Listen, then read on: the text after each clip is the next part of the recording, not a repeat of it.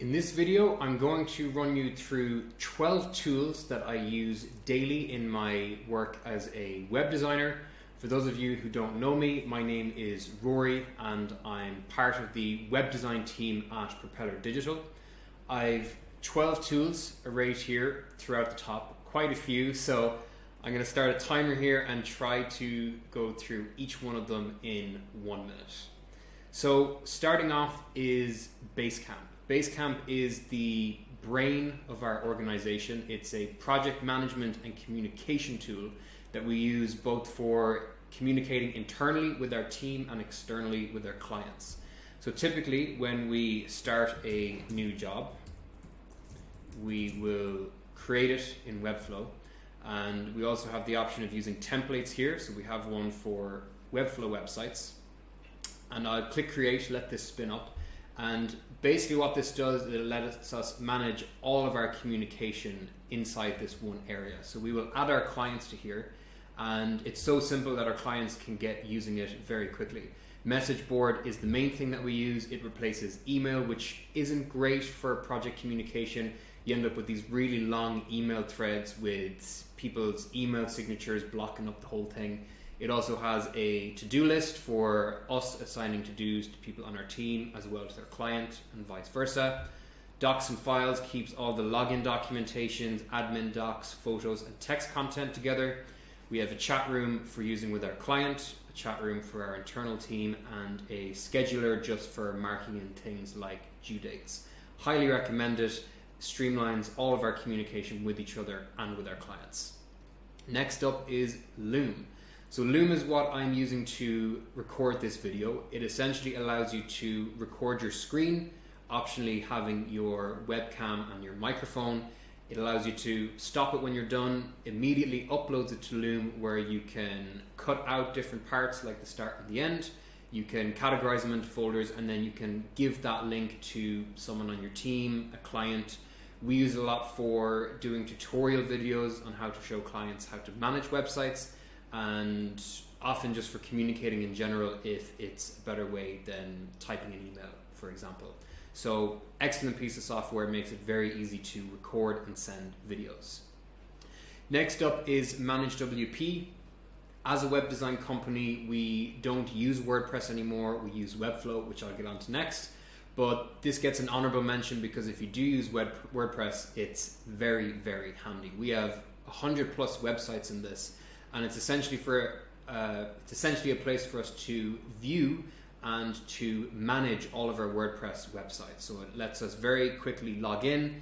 It lets us manage backups. You can back it up for any website for free once a month, or you can pay about $2 a month to back it up every day.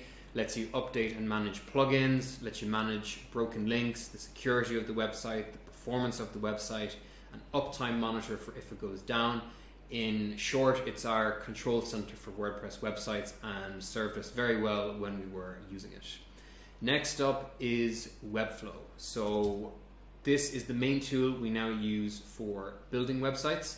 It lets us build websites that don't require any maintenance, that don't crash or go down, that don't get hacked, issues that we had with WordPress for a very long time.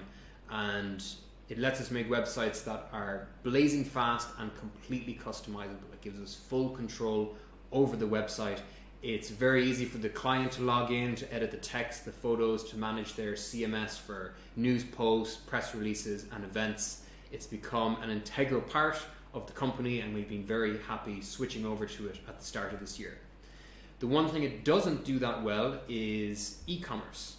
So we do sometimes use Stripe on Webflow for very basic things. If someone's just selling one product or wants to take donations, for example, we'll use Stripe for that, which I'll get to towards the end. But for when people need to manage a large amount of products, when their primary objective in their business is to sell online, we go for Shopify, and it has served us very well to that end. We've built shops for people in America, in the UAE, in Ireland, all around the world, and no matter where it is or what they're selling, Shopify we found is the best way to manage e-commerce online.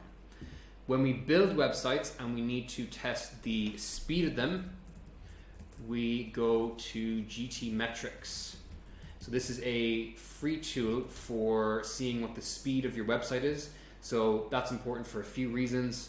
Google will be happier if your website loads quicker. It's going to do better in search engine rankings. And it's also just important for user experience. The longer your website takes to load, the quicker people are going to drop off. So this is an integral part of the testing stage. When we've finished designing and developing the website and are getting ready to launch it, we will run it through this a couple of times, make sure it's loading as quickly as possible. And if you're a wizard with web development, like our head of development, Oliver, you'll get a blazing fast load time. The site is loaded and is navigable by people in about half a second. Gets a almost full score here on Google's page speed score. So this is what we aim to get with all of our websites, and it's a great tool for making sure it's loading quickly and effectively. Next up is Airtable. So sometimes we need to do something with spreadsheets and we'll use Google Sheets, but sometimes we need something that's closer to a database, and that's where Airtable comes in. So it lets you make various columns that have all these different data types, formulas, ratings, URLs, users, and it lets you fill this out kind of like a spreadsheet, kind of like a database. So we'll use this for tracking work that we're doing for clients. Sometimes we'll link contact forms in here from Webflow so that people can quickly and easily see all of their entries.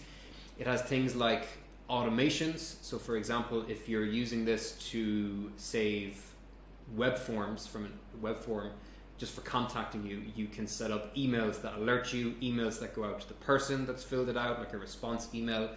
And it's also powerful enough to use as the backend for a website for managing your data and serving it at the front end.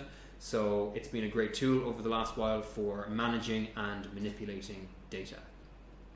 Next up is Figma. So Figma is what we use for designing websites before we start building them, be that in Webflow or custom coding them.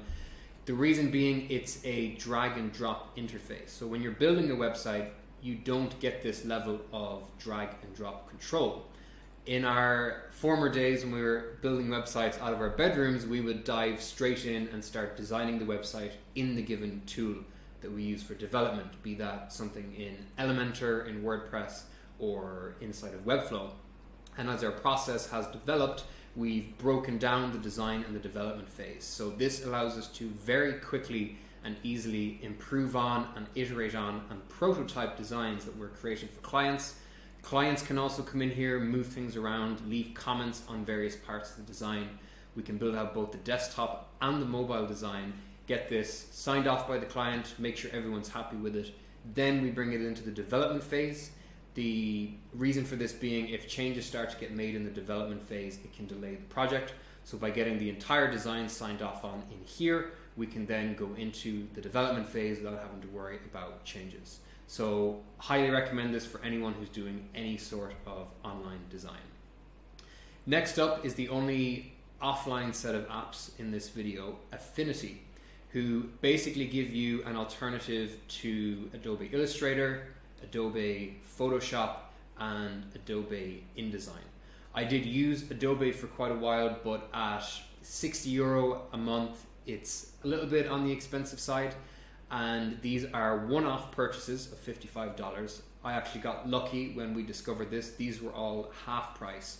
So for about $75 once off, I got access to 3 excellent apps.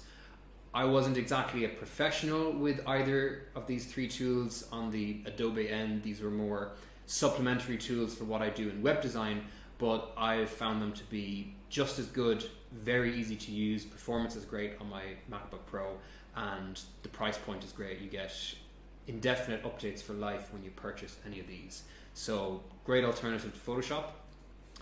Cloudflare is what we use for managing domains. So when someone purchases a website address, when a client buys an address and they say, I wanted to go to this website, I wanted to work with these emails, we use Cloudflare for a number of reasons. It speeds up websites, it provides security from websites, protecting it from hackers, even simple things like protecting bots from scraping your email and sending spam to you, provides SSL certificates for free. A lot of hosting companies still sell these anywhere from 30 to 90 euro a year.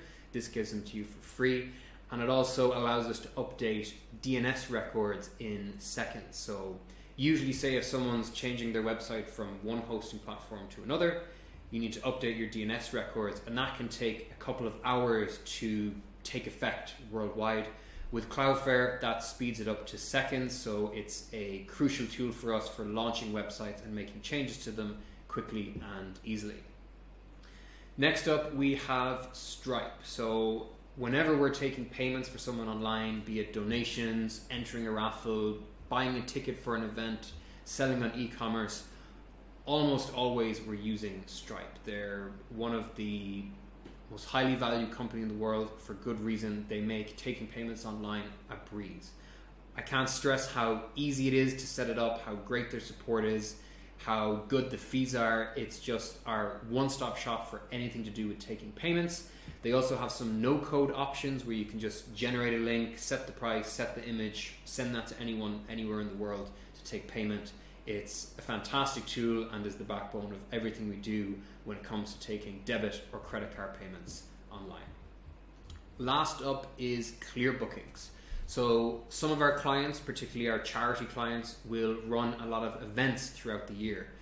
They might be in-person events. Over the last couple of years, there's a lot of online events due to COVID, and Clearbookings is an excellent system for setting up those events.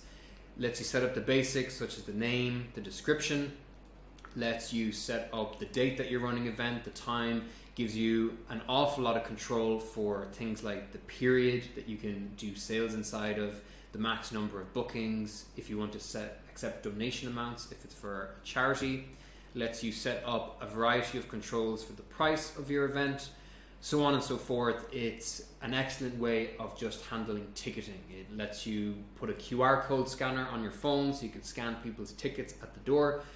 We haven't had any use case so far with setting up events that this hasn't been able to cover, and their online support is excellent as well.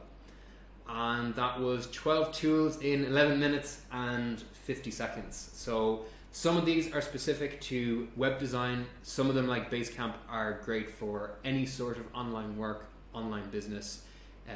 Highly recommend checking these out if any of them interest you, and if you have any questions about them, just drop a comment in the video link or on LinkedIn and I'll be happy to answer.